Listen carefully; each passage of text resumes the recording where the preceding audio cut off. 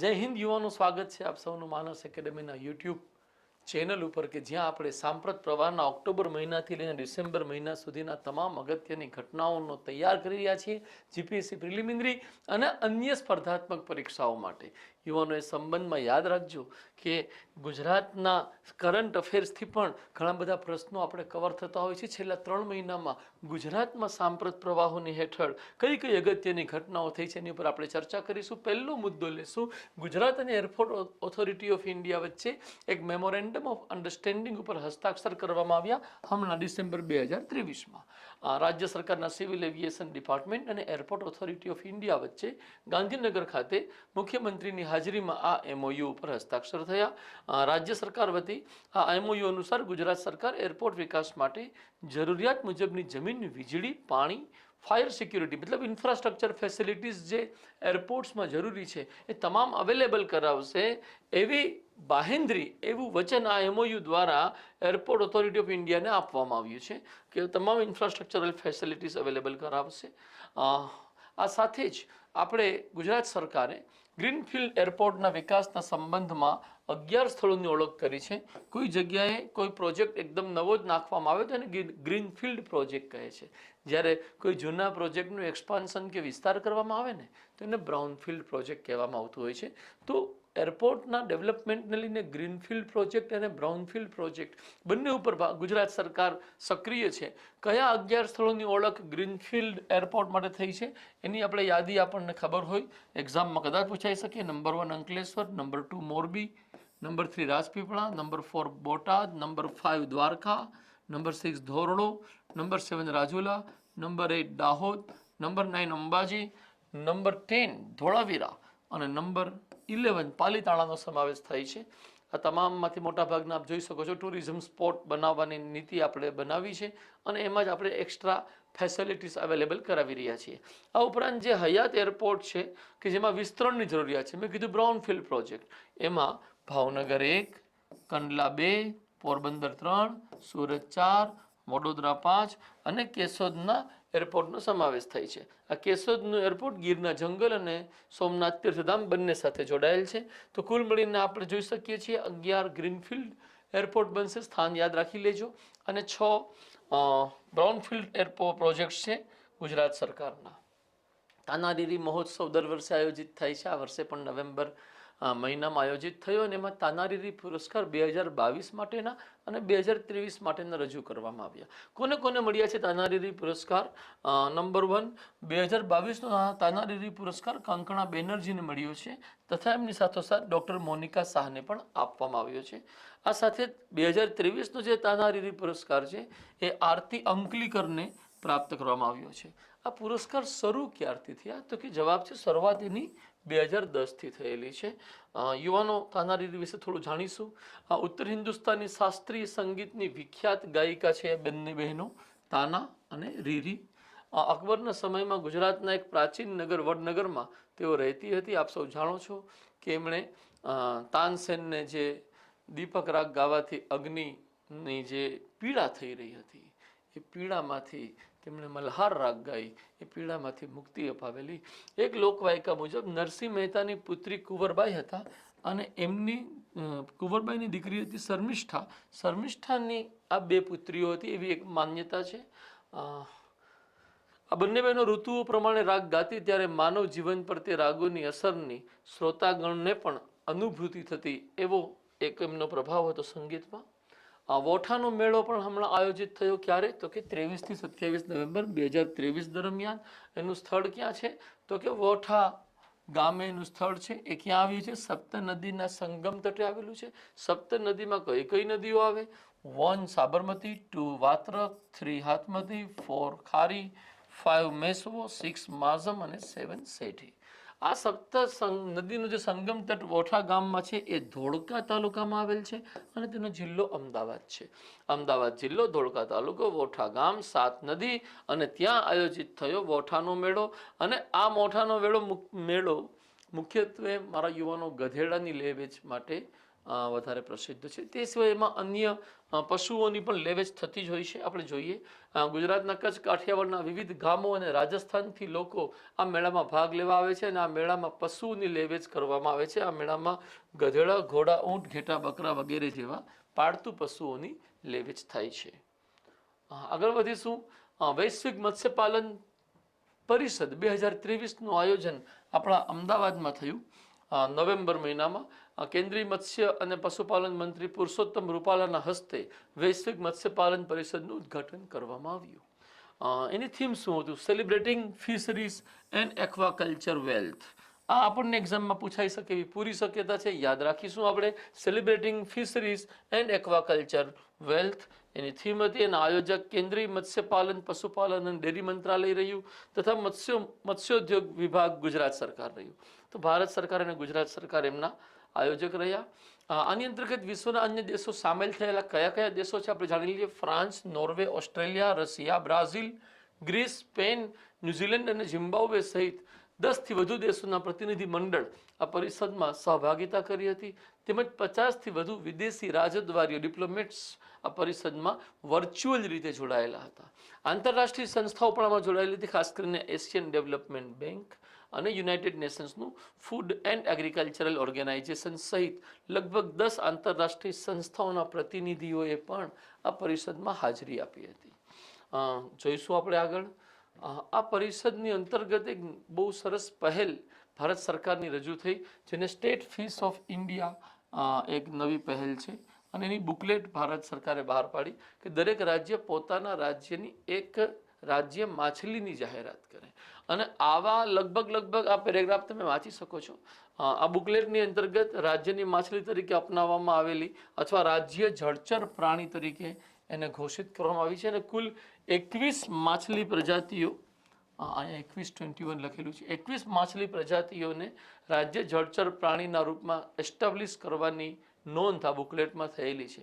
તો આપણા ગુજરાત રાજ્યમાં કઈ માછલી? તો કે ગુજરાત રાજ્યમાં ઘોલ માછલીને રાજ્ય જળચર પ્રાણીનો દરજ્જો આપવામાં આવ્યો છે. યાદ રાખીશું, આ પણ પૂછાય એવો પ્રશ્ન છે સ્પર્ધાત્મક પરીક્ષામાં.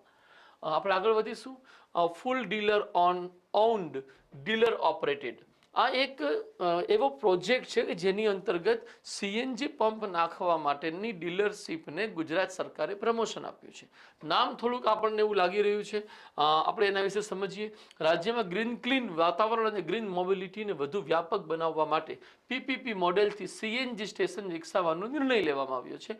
ગુજરાત સરકારે 21 નવેમ્બર 2023ના રોજ fuel dealer owned dealer operated FDODO CNG યોજનાને આ બાબતે મંજૂરી આપી છે. ગુજરાત ગેસ લિમિટેડ અને સાબરમતી ગેસ લિમિટેડ દ્વારા તેનું અમલીકરણ કરવામાં આવશે આ યોજનાનું, અને એ લોકો ફાળવણી કરશે ગેસ પંપ, સીએનજી પંપ સ્થાપિત કરવાની. અને આ જે ગુજરાત ગેસ અને સાબરમતી ગેસ છે એ અંદાજિત 3050 કિલોમીટરના એક નેટવર્ક ડેવલપ કરશે, જેના માધ્યમથી ડીલરોને ઓનલાઈન ગેસ પહોંચાડવાની કોશિશ કરવામાં આવશે. આખું નેટવર્ક બનાવશે બંને કંપનીઓ, ગુજરાત ગેસ, સાબરમતી ગેસ. યાદ રાખીશું FDODO. પ્રાદેશિક વિજ્ઞાન સેન્ટર આપણે એને કહી શકીએ, પ્રાદેશિક વિજ્ઞાન કેન્દ્ર, રિજનલ સાયન્ટિફિક સેન્ટર. એની ઉપર હમણાં ચર્ચા થઈ કે ભાઈ છેલ્લા ઘણા વર્ષોમાં જ્યારથી આ સ્થાપિત થયા ત્યારથી લઈને અત્યાર સુધીમાં લગભગ 11 લાખથી વધુ વિદ્યાર્થીઓ, યુવાઓએ આ રિજિયોનલ સાયન્સ સેન્ટરની મુલાકાત લીધી છે. અને એમાં સૌથી વધુ મુલાકાત પાટણનું જે રિજનલ સેન્ટર છે એમાં 7.5 લાખ વિદ્યાર્થીઓ લીધી છે. ઉત્તર ગુજરાત આમાં પ્રગતિના હવે નવી ઊંચાઈ ઉપર છે, તો પાટણમાં જ યુવાનો ત્યાં વધુ ને વધુ માત્રામાં પહોંચી રહ્યા છે. ક્યાં છે આ પ્રાદેશિક વિજ્ઞાન કેન્દ્રો અને કોણ આ બધી સંસ્થાઓ ચલાવી રહ્યા છે? થોડુંક એને આપણે અભ્યાસમાં લઈએ.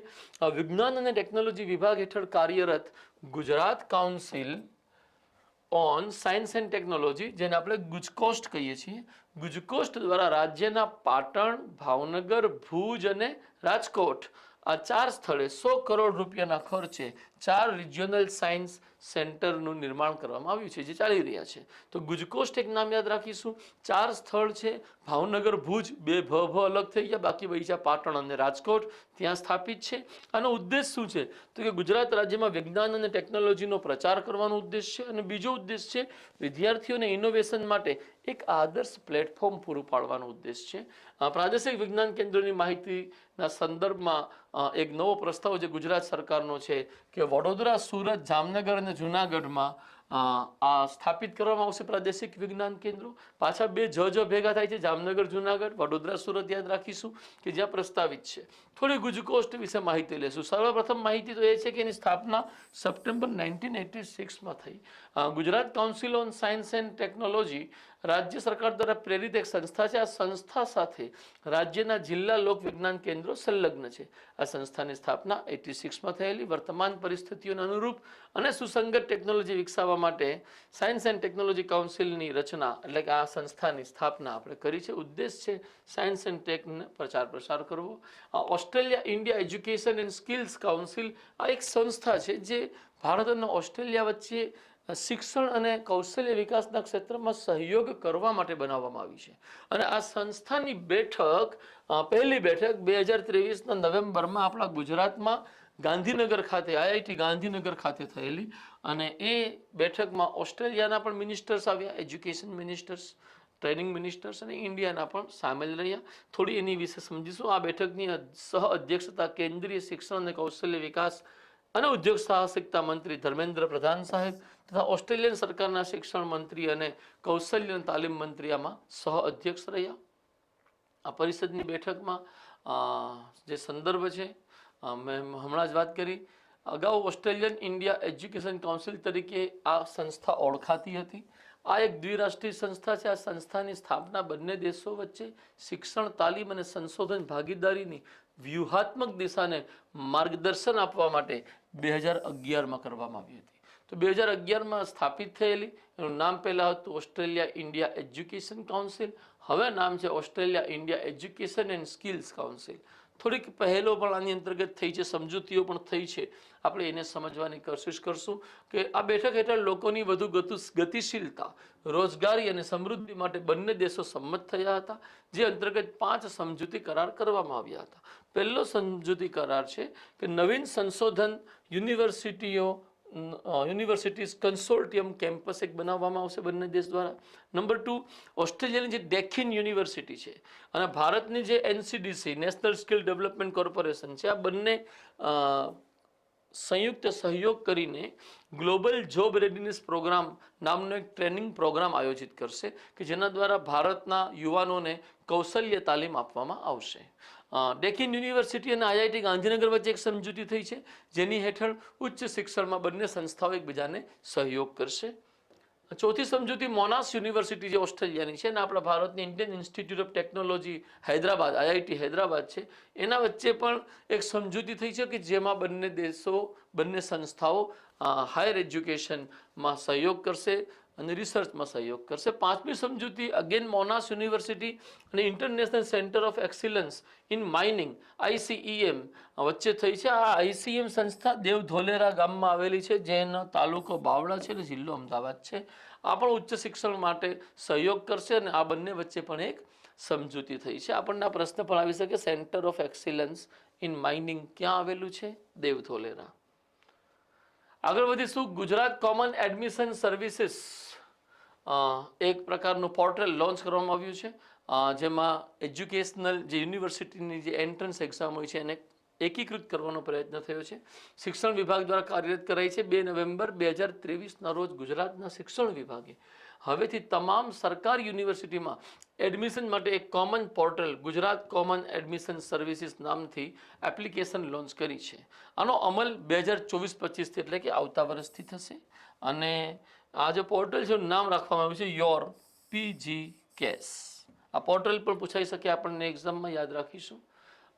એક ઓર પોર્ટલ લોન્ચ કર્યું ગુજરાત સરકારે જેને આપણે તકેદારી પોર્ટલ નામ આપ્યું છે. શું છે એને જાણીશું.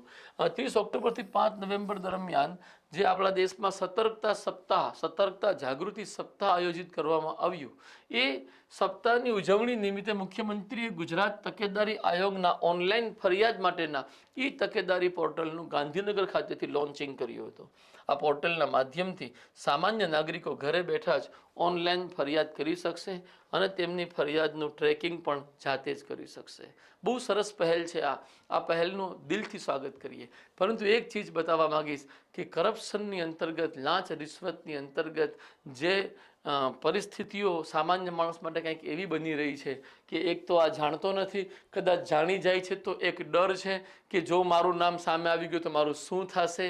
સરકાર પહેલાં જે વિસલ બ્લોઅર છે એની સુરક્ષાની ખાતરી કરે, પછી આ પોર્ટલનો ઉપયોગ એની મેળે વધી જશે. આગળ વધીશું આપણે. વડાપ્રધાન સાહેબે ગુજરાતની મુલાકાત લીધી. વડાપ્રધાન મોદી સાહેબ 30-31 ઓક્ટોબર 2023 દરમિયાન ગુજરાત રાજ્યની મુલાકાતે પહોંચ્યા હતા અને ત્યાં તેમણે મહેસાણામાં આયોજિત એક કાર્યક્રમમાં લગભગ 6,000 કરોડના મૂલ્યના, કરોડ શબ્દ લખતા ભૂલી ગયા છીએ અમે લોકો, મારા યુવાનો માફ કરજો અમને, કરોડ મૂલ્યના વિવિધ વિકાસ પ્રકલ્પોનું લોકાર્પણ કર્યું હતું. કયા કયા પ્રોજેક્ટ છે થોડીક એની ડિટેલ લઈ લઈએ. બધા મને લાગે છે રેલવેથી જોડાયેલા પ્રોજેક્ટ છે. રેલવે ટ્રેક પાથરવાના સંદર્ભમાં વિરમગામથી સામખિયાળી સુધીના 182 કિલોમીટર લાંબી રેલવે લાઇનનું 2 ટ્રેકમાં વિસ્તરણ કરવામાં આવ્યું છે, જેનું લોકાર્પણ કરવામાં આવ્યું. યાદ રાખશું, વિરમગામથી સામખિયાળી.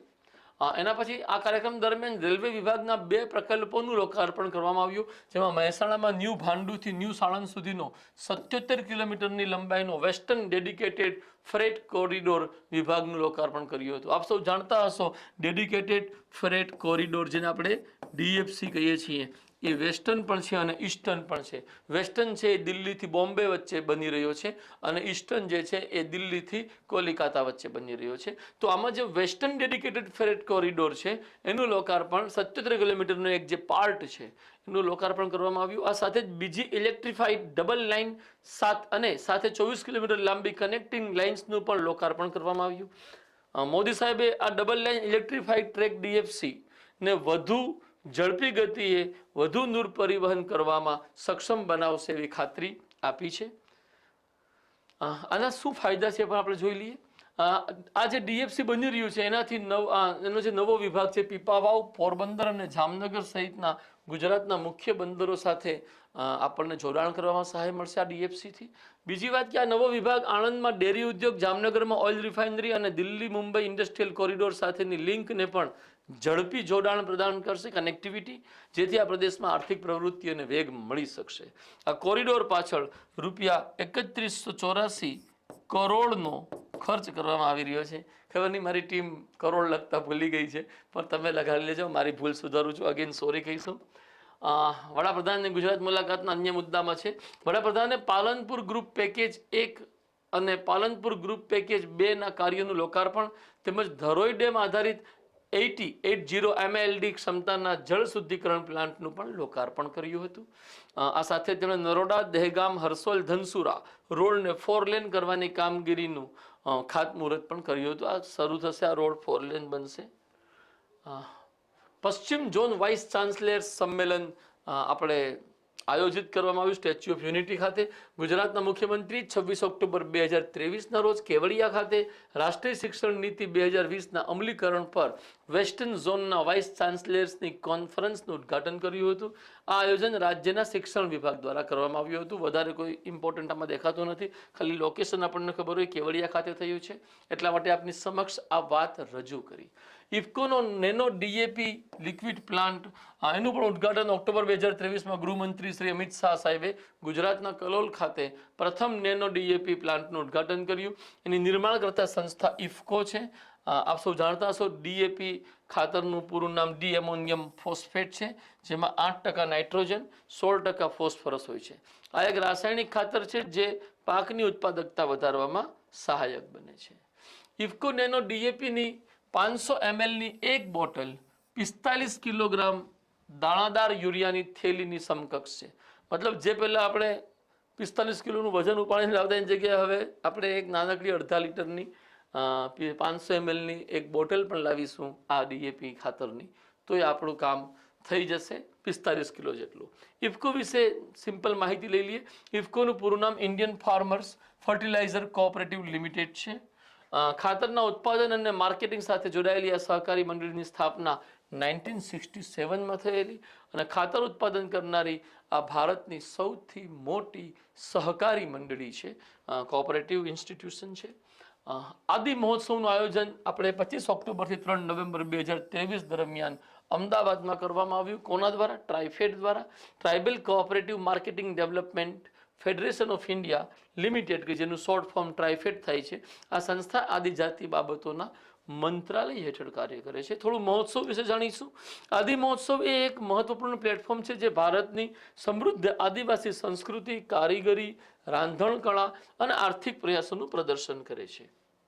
ટ્રાઇફેડ વિશે સમજીશું. હમણાં ફૂલ ફોર્મ આપણે વાત કરી, tribal cooperative marketing development federation of India limited એનું ફૂલ ફોર્મ છે. એનું મંત્રાલય આદિજાતિ બાબતોના મંત્રાલય હેઠળ કામ કરે છે. એની સ્થાપના 1987માં થયેલી. તેની સ્થાપના અંગે જે ડિટેલ ફેક્ટ છે કે તેની સ્થાપના અગાઉના કેન્દ્રીય કલ્યાણ મંત્રાલય અંતર્ગત કરવામાં આવેલી multi state cooperative society act 1984 હેઠળ. પછી એને ટ્રાઇફેડને કેન્દ્રીય આદિજાતિ બાબતોના મંત્રાલય હેઠળ લઈ લેવામાં આવ્યું. તો કલ્યાણ મંત્રાલયથી આદિજાતિ મંત્રાલયમાં આવ્યું છે અને એની સ્થાપના multi state cooperative society act હેઠળ થઈ છે. સહકારી મંડળી છે, આપ જાણો છો. આ સંસ્થાનો ઉદ્દેશ શું છે? તો કે આ સંસ્થાનો ઉદ્દેશ લઘુવન ઉત્પાદનોના વેપારને સંસ્થાકીય બનાવવાનો અને ભારતના આદિવાસીઓને તેમના દ્વારા ઉત્પાદિત વધારાની કૃષિ પેદાશોની વ્યાજબી કિંમત પ્રદાન કરવાનો છે. તેનું વડું મથક નવી દિલ્હીમાં આવેલું છે. ધોરડોએ આપણને આંતરરાષ્ટ્રીય ખ્યાતિ અપાવી છે. થોડા એના વિશે સમજીશું. ધોરડોને શ્રેષ્ઠ પ્રવાસન ગામ જાહેર કરવામાં આવ્યું. કચ્છમાં આવેલા ધોરડોને United Nations World Tourism Organization દ્વારા શ્રેષ્ઠ પ્રવાસન ગામનું પ્રતિષ્ઠિત બિરુદ આપવામાં આવ્યું છે.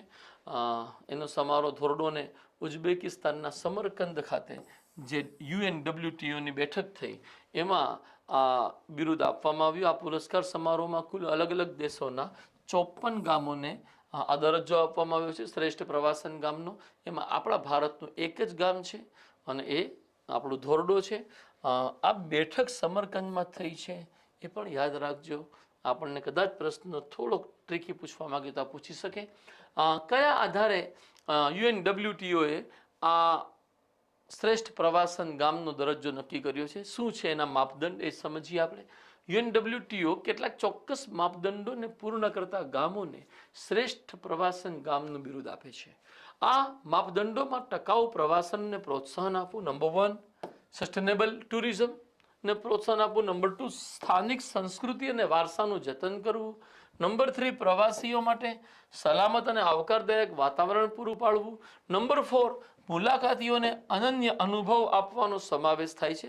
મુલાકાતીઓને આવીને પછી ગમે અહીંયા કંટાળે નહીં એવું પણ એક માપદંડ છે. આ સિવાય ગામ પાસે સારી રીતે વિકસિત પર્યટન ઇન્ફ્રાસ્ટ્રક્ચર હોવું જોઈએ અને તે જવાબદાર પ્રવાસન પ્રથાઓ પ્રત્યે પ્રતિબદ્ધતા દર્શાવવા માટે સક્ષમ હોવું જોઈએ. ત્યાં સુરક્ષાની પણ વ્યવસ્થા હોય. ધોરડો વિશે થોડીક માહિતી લઈએ. આપ જાણો છો ધોરડો આપણા કચ્છ જિલ્લામાં આવેલું એક નાનકડું ગામ છે જે ભુજ તાલુકા સાથે જોડાયેલું છે અને ભુજથી લગભગ 86 કિલોમીટર દૂર છે. ધોરડોમાં દર વર્ષે પ્રવાસન વિભાગ જે ગુજરાત સરકારનું છે ત્રિમાસિક રણોત્સવનું આયોજન કરે છે. આપ જાણતા જશો, કદાચ આપ ગયા પણ હોઈ શકો, હું નથી ગયો હજી સુધી. શ્રેષ્ઠ પ્રવાસન ગામોની પહેલ, આ પહેલની શરૂઆત 2021માં UNWTO દ્વારા કરવામાં આવી હતી. UNWTO tourism four rural development પ્રોગ્રામનો એક ભાગ છે આ પહેલ. આ કાર્યક્રમ ગ્રામીણ વિસ્તારોમાં વિકાસ અને સમાવેશનને પ્રોત્સાહન આપવા, વસ્તીની લડાઈ, એડવાન્સ ઇનોવેશન અને પર્યટન દ્વારા મૂલ્ય શૃંખલા એકીકરણ અને ટકાઉ પ્રેક્ટિસને પ્રોત્સાહિત કરવા માટે કાર્ય કરે છે. આપણે એટલું બધું જાણવાની જરૂર નથી.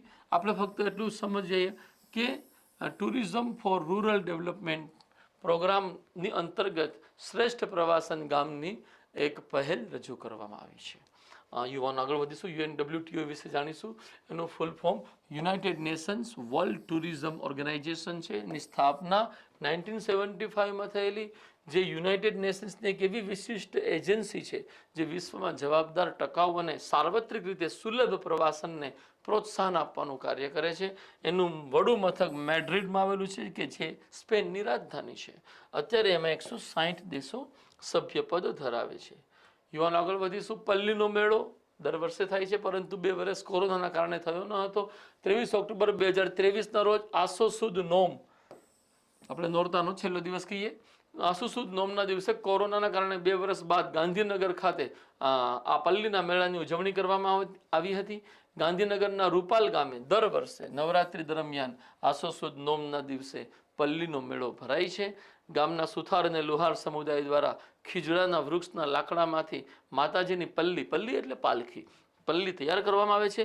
ત્યારે પ્રજાપતિ સમુદાયના લોકો પલ્લીના કુંડા બનાવે છે.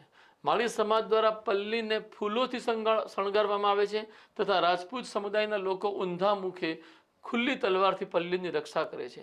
આમ તમામ સમુદાય દ્વારા તૈયાર થયા બાદ આ પલ્લી બ્રાહ્મણ સમાજ દ્વારા પલ્લીના પૂજન અર્ચન કર્યા બાદ માની પલ્લી નગરચર્યાએ નીકળે છે. તો આ એક તમામ સમુદાયોને જોડતો કાર્યક્રમ છે. ત્યાં જે રૂપાલમાં જે માતાજીનું મંદિર છે એ માતાજી વરદાયની માતાજી છે, અને વરદાયની માતાજીને પ્રસન્ન કરવા ચોખ્ખું ઘી ધરાવવામાં આવે છે, જેમાં અંદાજે 4 લાખ કિલો ઘીનો અભિષેક કરવામાં આવે છે. દેવીની પલ્લી અથવા પાલખીને ઉંચકી જતો લાંબો વરઘોડો આ મેળાની ખાસ વિશેષતા છે. દર વર્ષે પલ્લીમાં 10 લાખ જેટલા ભાવિકો આ મેળામાં આવે છે. આગળ વધીશું મારા યુવાનો. પલ્લીના મેળાને સમજ્યા પછી નિરંજન શાહ સ્ટેડિયમ, આપણા રાજકોટનું જે ખંડેરી ખાતે જે સ્ટેડિયમ આવેલું છે, એ સ્ટેડિયમનું નામ હવે સૌરાષ્ટ્ર ક્રિકેટ સ્ટેડિયમના સ્થાને નિરંજન શાહ સ્ટેડિયમ કરી દેવામાં આવ્યું છે. નિરંજન શાહ સાહેબ કોણ હતા? તો કે સૌરાષ્ટ્ર ક્રિકેટ એસોસિએશનના ભૂતપૂર્વ સેક્રેટરી હતા, અને તેમના યોગદાનને સન્માનિત કરવાની દિશામાં પગલું લીધું છે. સ્વર્ણિમ જયંતિ મુખ્યમંત્રી શહેરી વિકાસ યોજના આ એક અત્યંત અગત્યની યોજના છે, જે મોદી સાહેબના કાર્યકાળમાં જ્યારે તેઓ ગુજરાતના સીએમ હતા ત્યારે શરૂ થયેલી. રાજ્ય સરકારે 16 ઓક્ટોબર 2023ના રોજ સ્વર્ણિમ જયંતિ મુખ્યમંત્રી શહેરી વિકાસ યોજનાને વધુ 3 વર્ષ માટે લંબાવવાનો નિર્ણય લીધો છે. ધેટ મીન્સ હવે તે 2024-25થી 2026-27 સુધી પણ અમલમાં રહેશે. પહેલાથી તો હતી જ, આ એને કન્ટિન્યુટી આપવાની છે. આ ગુજરાતની સ્થાપનાના 50 વર્ષની ઉજવણીના નિમિત્તે, ધેટ મીન્સ 1960માં આપણા સ્થાપના થઈ છે. 2010માં જ્યારે આ ઉજવણી કરવામાં આવી ત્યારે 2009-10માં તત્કાલીન મુખ્યમંત્રી મોદી દ્વારા આ સ્વર્ણિમ જયંતિ મુખ્યમંત્રી શહેરી વિકાસ યોજનાનો પ્રારંભ કરવામાં આવેલો. શું કરવામાં આવે છે આ યોજના હેઠળ? હું બહુ સંક્ષિપ્તમાં કહી દઉં કે ઇન્ફ્રાસ્ટ્રક્ચર, જે અર્બન ઇન્ફ્રાસ્ટ્રક્ચર છે એને ડેવલપ કરવા માટે રાજ્ય સરકાર દ્વારા જે તે શહેરની મહાનગરપાલિકા કે નગરપાલિકાને ફંડિંગ આપવામાં આવે છે અને અર્બન ઇન્ફ્રાસ્ટ્રક્ચરને મજબૂત બનાવવામાં આવે છે. હું ઝડપથી આ વાંચી લઉં છું કે આમાં શું શું વાતો સામેલ છે. આ યોજનામાં ભૌતિક આંતરમાળખાકીય સુવિધા અન્વયે સ્ટ્રોમ વોટર ડ્રેનેજ, જળ સંચય અને લેક બ્યુટિફિકેશનના કાર્યો, શહેરી સડકના કામો, પાણી પુરવઠા, ગટર વ્યવસ્થાના કામો તેમજ સ્ટ્રીટ લાઇટના કામો વગેરે માટે નગરો મહાનગરોમાં ગ્રાન્ટ ફાળવવામાં આવે છે. આ સ્વર્ણિમ જયંતિ મુખ્યમંત્રી શહેરી વિકાસ યોજનામાંથી શહેરી બસ સેવા, traffic management, railway overbridge, underbridge, ring road, fly overbridge અને અંડરપાસ જેવા કાર્યો પણ હાથ ધરી શકાય છે. મેં વાત કરી ઇન્ફ્રાસ્ટ્રક્ચરલ સહાય આપે છે. કસ્ટોડિયલ ડેથ એક કલંકિત ઘટના છે ભારતીય લોકશાહી અને બંધારણ હેઠળની આ વ્યવસ્થામાં, પણ એમાં ગુજરાત દેશમાં પ્રથમ છે. એ આપણા માટે એકદમ આંચકાજનક ઘટના છે. કોણ કહે છે આવું? ના, વિપક્ષવાળા નહીં કહી રહ્યા, ગુજરાત લો કમિશન બોલે છે. ઓક્ટોબર 2023માં ગુજરાત લો કમિશનના અહેવાલમાં સ્પષ્ટ કરાયું કે ગુજરાતમાં છેલ્લા 5 વર્ષમાં સૌથી વધુ 80 કસ્ટોડિયલ ડેથના કેસ નોંધાયા છે, જે સમગ્ર ભારતમાં સૌથી વધુ છે. કસ્ટોડિયલ ડેથ શું છે? સામાન્ય ભાષામાં અહીંયા લખવાની રજૂઆત થઈ છે. પોલીસ અટકાયત હેઠળ રખાયેલ વ્યક્તિનું કારાવાસની અંદર મૃત્યુ થઈ જવું એ કસ્ટોડિયલ ડેથ કહેવાય છે. મોટાભાગના આવા કેસોમાં પોલીસ દ્વારા થતા અત્યાચારના કારણે કેદીનું મૃત્યુ થતું હોય છે, જે માનવ હકનું સૌથી ખતરનાક ઉલ્લંઘન છે. પોલીસ વિભાગમાં સામેલ થાવ એવી શુભકામનાઓ, તમે સફળ થાવ એવી શુભકામનાઓ, અને આવા કલંકો સમાપ્ત કરો એવી વિનંતી. આગળ વધીએ. કસ્ટોડિયલ ડેથમાં કઈ રીતના ગુજરાત પ્રથમ છે એ રીતના સમજીએ. પહેલું સ્થાન ગુજરાતનું છે, બીજું મહારાષ્ટ્ર, ત્રીજું યુપી, ચોથું તમિલનાડુ, પાંચમું બિહાર છે. કસ્ટોડિયલ ડેથ ગુજરાતમાં કઈ રીતના થયા છે? 17, 18માં 14, 18, 19માં 13, 19, 20માં 12, 2020, 21માં 17, 2021, 22માં 24. આ જે છેલ્લા 3 વર્ષમાં વધતો ગ્રાફ છે, આશ્ચર્યચકિત કરનારું છે. આગળ વધીશું. વાયબ્રન્ટ ગુજરાત સમિટના 20 વર્ષ પૂર્ણ થયા છે. વાયબ્રન્ટ ગુજરાતને લઈને વારંવાર અનેક મુદ્દાઓ ચર્ચામાં રહ્યા. આપણે એક સાથે બધા જ મુદ્દાઓની ચર્ચા કરીશું. વડાપ્રધાન મોદીએ સાયન્સ સિટી અમદાવાદ ખાતે વાયબ્રન્ટ ગુજરાત સમિટની 20 વર્ષની ઉજવણી નિમિત્તે એક કાર્યક્રમને સંબોધિત કર્યો હતો કે જેની થીમ હતી ગેટવે ટુ ધ ફ્યુચર. આ સમિટ ઓફ સક્સેસ પેવેલિયન, આ દરમિયાન વડાપ્રધાને સમિટ ઓફ સક્સેસ પેવેલિયનનું પણ ઉદ્ઘાટન કર્યું હતું. આ સાથે જ આપણે વેબસાઇટ અને એપ લોન્ચ કરી. મુખ્યમંત્રીએ વાયબ્રન્ટ સમિટ 2024ના ભાગરૂપે VG2024 વેબસાઇટ તથા મોબાઈલ એપનું લોન્ચિંગ કર્યું હતું. આ દિશામાં હજી બીજું શું થયું છે સમજીએ. આયોજન પહેલી વાયબ્રન્ટ સમિટ આપણે 2003માં તથા છેલ્લે 2019માં 9મી વાયબ્રન્ટ સમિટ આયોજિત થયેલી અને હવે જાન્યુઆરી 2024માં 10મી વાયબ્રન્ટ સમિટ ગાંધીનગર ખાતે આયોજિત થશે. મારા ભાઈ બહેનો એક વાત ધ્યાનમાં રાખજો કે આ આયોજન દર 2 વર્ષે થતું હતું, એટલે આપણને ભલે 2003થી શરૂ થઈ છે તે છતાં 19માં 9મી દેખાય છે. રોડ શો 10મી સમિટના અનુસંધાને ગુજરાતની ક્ષમતાઓને દર્શાવવા માટે ગુજરાત સરકાર દ્વારા 12 દેશોમાં 6 આંતરરાષ્ટ્રીય રોડ શોનું આયોજન કરવામાં આવશે. એ પ્રોસેસ સપ્ટેમ્બર ઓક્ટોબરથી શરૂ થઈ ચૂકી છે મારા યુવાનો. આવી જ રીતે દિલ્હી, મુંબઈ, બેંગલુરુ સહિત 11 રાજ્યોમાં ગુજરાત સરકાર દ્વારા રાષ્ટ્રીય રોડ શોનું આયોજન કરવામાં આવશે. હવે અહીંયા આ સાથે જ vibrant Gujarat vibrant district programme પણ શરૂ કરવાની વાત થઈ. વાયબ્રન્ટ ગુજરાત વાયબ્રન્ટ ડિસ્ટ્રિક્ટ, ક્ષમા કરજો, 2 ઓક્ટોબરથી 31 ઓક્ટોબર આગામી 10મી વાયબ્રન્ટ સમિટના ભાગરૂપે રાજ્યમાં ગાંધી જયંતિથી લઈ એટલે કે 2 ઓક્ટોબરથી લઈ સરદાર પટેલ જયંતિ સુધી એટલે કે 31 ઓક્ટોબર 2023 સુધી વાયબ્રન્ટ ગુજરાત વાયબ્રન્ટ ડિસ્ટ્રિક્ટ કાર્યક્રમ આયોજિત કરવામાં આવ્યો. 33 જિલ્લા અને 4 મહાનગરોમાં કાર્યક્રમ આયોજિત થયો છે.